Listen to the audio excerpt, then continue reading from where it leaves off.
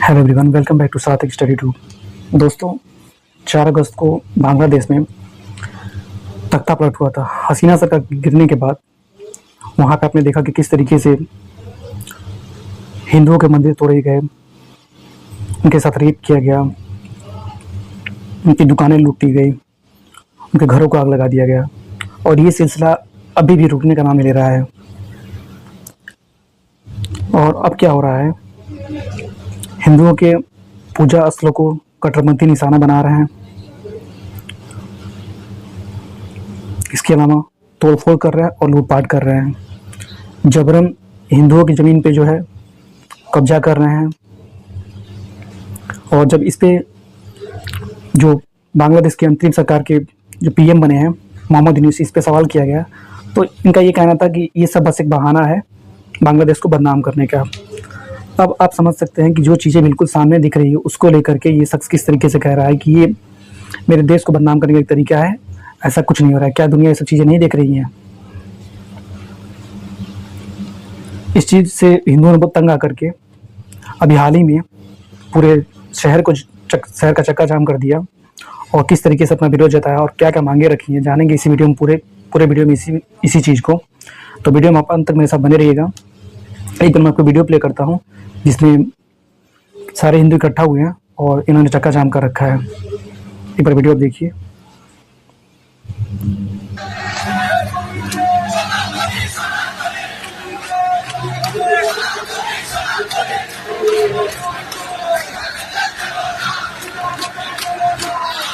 इनकी कुछ मांगे हैं, इन पे जो अत्याचार जिस तरीके से बांग्लादेश में किया जा रहा था उसको लेकर के तंग आ चुके हैं।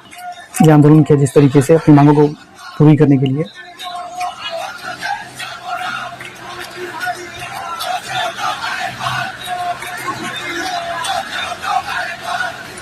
वीडियो में आगे बढ़ते हैं। देख सकते हैं यहाँ पे जागरण न्यूज जो है उसने भी इस चीज़ को कवर किया हुआ है कि बांग्लादेश में अल्पसंख्यकों की ज़मीन पर जबरन कब्जा किया जा रहा है और सांप्रदायिक हिंसा के खिलाफ हिंदुओं का देशव्यापी प्रदर्शन हुआ।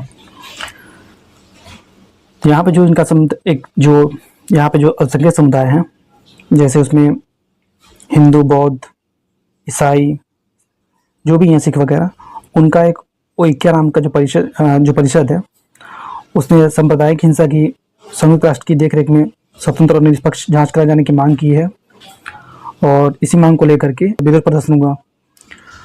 और बांग्लादेश में आप यहाँ देख सकते हैं कि इन्होंने इस चीज़ को, जागरण ने बताया कि 69 पूजा स्थलों पर हमला कर तोड़फोड़ और लूटपाट की गई।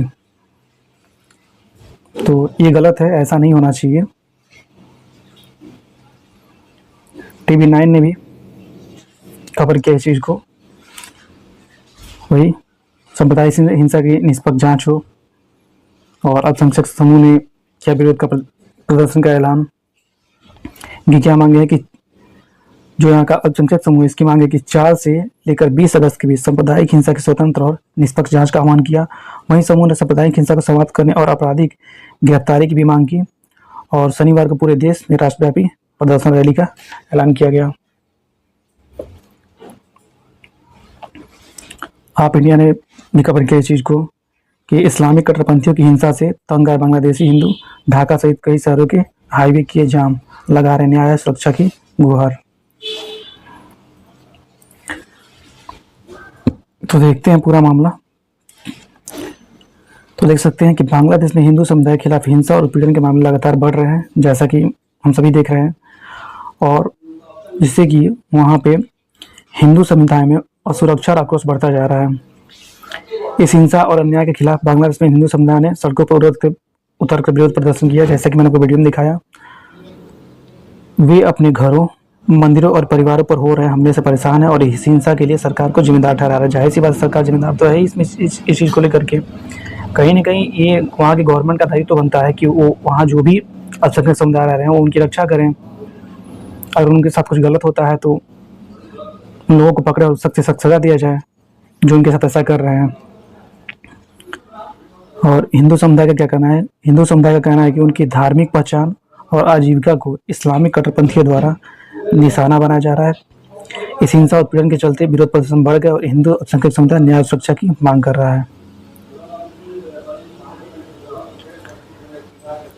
मीडिया रिपोर्ट्स के मुताबिक 13 सितंबर 2024 को हिंदू समुदाय के सदस्य सड़कों पर उतरे और बांग्लादेश की राजधानी ढाका के शाहबाग चौराहे पर धरना दिया। इस विरोध प्रदर्शन का आयोजन सनातनी अधिकार आंदोलन और बांग्लादेश हिंदू जागरण मंच जैसे हिंदू संगठनों के सहयोग से किया गया। विरोधियों ने बांग्लादेश सरकार पर आरोप लगाया कि उसने अल्पसंख्यक समुदाय की चिंताओं को हल करने के लिए कोई प्रभावी कदम नहीं उठाए। हमने देखा ही है कि किस तरीके से यहाँ पे एक बच्चे को जिस पर ब्लास्फेमी का आरोप लगा करके उसे पकड़ा गया थाने में। वहाँ पे मिलिट्री थी, पुलिस थी और जो कट्टरपंथी थे उन्होंने 10 मिनट के उस लड़के को मांगा और उसकी हालत मतलब उसको इतना पीटा कि उसकी हालत खराब हो गई, वो मरने की दशा में चला गया। फिलहाल सुनने में आया है कि वो बच गया है और हॉस्पिटल में उसका इलाज चल रहा है। तो आप समझ सकते हैं कि यहाँ पे अल्पसंख्यक समुदाय जो है उन पर किस तरीके से अत्याचार किया जा रहा है। आगे देखते हैं। धरना 4:30 बजे शुरू हुआ और इन्होंने यातायात को बाधित किया क्योंकि सरकार इनकी सुन नहीं रही थी। प्रदर्शनकारियों ने 8 मांगे रखी जिनमें अल्पसंख्यकों की सुरक्षा के लिए कानून बनाना, मुआवजा और पुनर्वास, धार्मिक स्थलों की सुरक्षा और दुर्गा पूजा के लिए 5 दिन की छुट्टी की मांगे शामिल थी। और आगे देखते हैं क्या है इनकी 8 मांगे, वो एक बार हम देखते हैं। इनकी जो प्रमुख 8 मांगे हैं वो क्या क्या है। अल्पसंख्यकों पर हमले के लिए फास्ट ट्रैक कोर्ट और ट्रिब्यूनल का गठन, सांप्रदायिक हिंसा के शिकार लोगों का मुआवजा पुनर्वास, अल्पसंख्यक सुरक्षा कानून का निर्माण, अल्पसंख्यक मामलों के लिए एक मंत्रालय की स्थापना, हिंदू धर्म कल्याण ट्रस्ट को हिंदू फाउंडेशन में बदलना, बौद्ध और ईसाई धर्म कल्याण ट्रस्टों को भी फाउंडेशन में बदलना, संपत्ति के कानून को सख्ती से लागू करना और संपत्ति के संरक्षण के लिए कानून बनाना, दुर्गा पूजा के लिए 5 दिन की छुट्टी देना। इसके अलावा और क्या इनकी मांगे हैं और क्या कहना चाहते हैं इसको देखते हैं। प्रदर्शनकारियों का कहना था कि पिछले 53 वर्षों में, आप देख सकते हैं 53 वर्षों में किसी भी सरकार ने बांग्लादेश में हिंदू समुदाय के खिलाफ हुए अत्याचारों को ठीक से नहीं संभाला है। आप समझ सकते हैं कि 53 साल से कोई भी गवर्नमेंट आई हो तो जो वहाँ पे अल्पसंख्यक समुदाय उनके खिलाफ जो चीज़ें हो रही हैं उसको किसी ने भी मतलब ठीक से इस पर न कानून बनाने की बात कही और न इसे देखने की बात कही। और इसके कारण अपराधियों में कानून का कोई डर नहीं है और बार बार इस तरह के हमलों को अंजाम देते रहे हैं। आप समझ लीजिए कि अगर यही चीज़ अगर यहाँ पर हो तो क्या कोई चीज़ बर्दाश्त करेगा? बिल्कुल नहीं करेगा।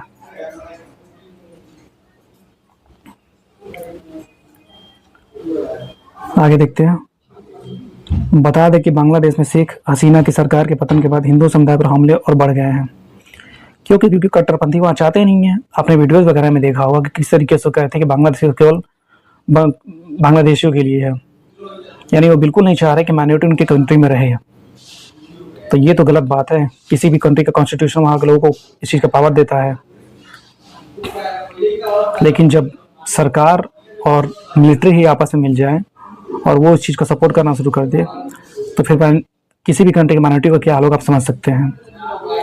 कई रिपोर्ट के अनुसार 5 अगस्त को शेख हसीना की सत्ता से हटने के बाद अल्पसंख्यक हिंदू समुदाय पर हमलों की संख्या में तेजी आई है, जैसा कि हम सब देख ही रहे हैं।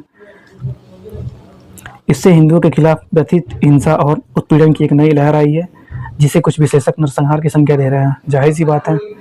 और अभी हाल ही में न्यूज आया है कि 100 घरों में किस तरीके से वहाँ आग लगा दिया गया अल्पसंख्यक समुदाय के घरों में। और मोहम्मद यूनुस ने क्या विवादित बयान दिया है उसको एक बार देखते हैं। एक तरफ हिंदुओं पर हमले हो रहे हैं जैसा कि हम देख ही रहे हैं, दूसरी तरफ बांग्लादेश के अंतरिम सरकार के मुख्य सलाहकार मोहम्मद यूनुस ने हिंदू समुदाय पर हो रही हिंसा को बढ़ा चढ़ाकर पेश किया गया। इनका ऐसा कहना है, उन्होंने कहा कि यह हिंसा केवल सांप्रदायिक नहीं बल्कि राजनीतिक थी। जो भी हो, सांप्रदायिक और राजनीतिक को जो भी चाहिए थी, हिंसा हो रही है ना अल्पसंख्यक समुदाय के खिलाफ, तो इन्हें इस चीज़ को देखना चाहिए। लेकिन तो ये तो खुद ही बहाना बना रहे हैं। उनके अनुसार हिंदू विरोधी हिंसा को बड़ा दिखाया जा रहा है और इसे राजनीतिक उद्देश्यों के लिए इस्तेमाल किया जा रहा है। तो क्या जो वीडियोस वगैरह आ रहे हैं क्या वो झूठी हैं?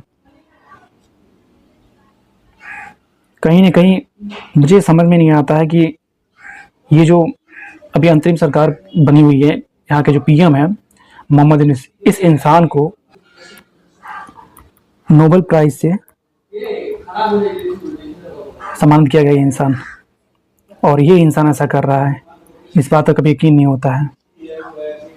खैर आगे बढ़ते हैं। और जैसा कि हम जानते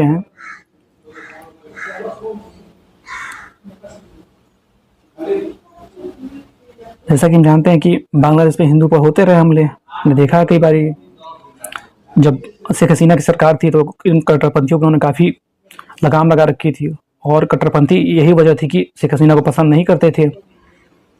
और ऐसा बताया जा रहा है कि अगर बांग्लादेश की जो गवर्नमेंट गिरी है, इसमें यूएस का भी हाथ है। ये खुल करके जो शेख हसीना, इन्होंने कहा था कि सेंट मार्टिन द्वीप को मांगा था यूएस ने, और उन्होंने इसे नहीं दिया, और यही वजह है कि उन्होंने, अमेरिका ने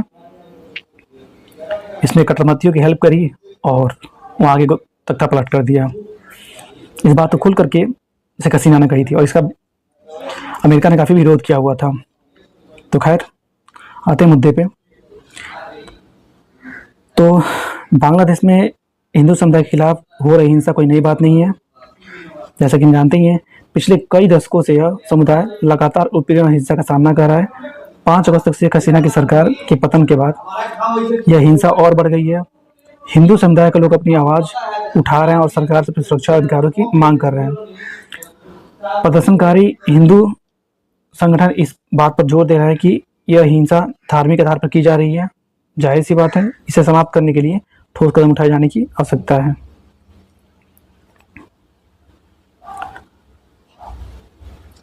और इस पूरे घटनाक्रम की शुरुआत तब हुई जब बांग्लादेश के 49 जिलों में हिंदू समुदाय के घरों, मंदिरों और व्यवसाय पर हमले किए गए। प्रथम आलोक की रिपोर्ट के अनुसार 5 अगस्त से 20 अगस्त तक हिंदू समुदाय पर कुल 1068 हमले किए गए। समझ सकते हैं, 1068, एक दो नहीं 1068 हमले किए गए। ये वो दिन था जब शेख हसीना को बांग्लादेश छोड़कर भारत में शरण लेनी पड़ी थी। अब समझ सकते हैं कि कट्टरपंथी कितने उग्र हो गए थे कि मतलब इस देश की जो पीएम है, उन्हें अपना देश छोड़ के भागना पड़ा, उन्हें प्रधानमंत्री पद से इस्तीफा देना पड़ा था। उसके बाद से हिंदुओं पर लगातार हमले हो रहे हैं। कट्टरपंथी यही तो चाह रहे थे सरकार इनकी गिर जाए और इनका जो मन करे वो करें, और ये वही कर रहे हैं, क्योंकि अब तो खुली छूट मिली हुई है इन्हें।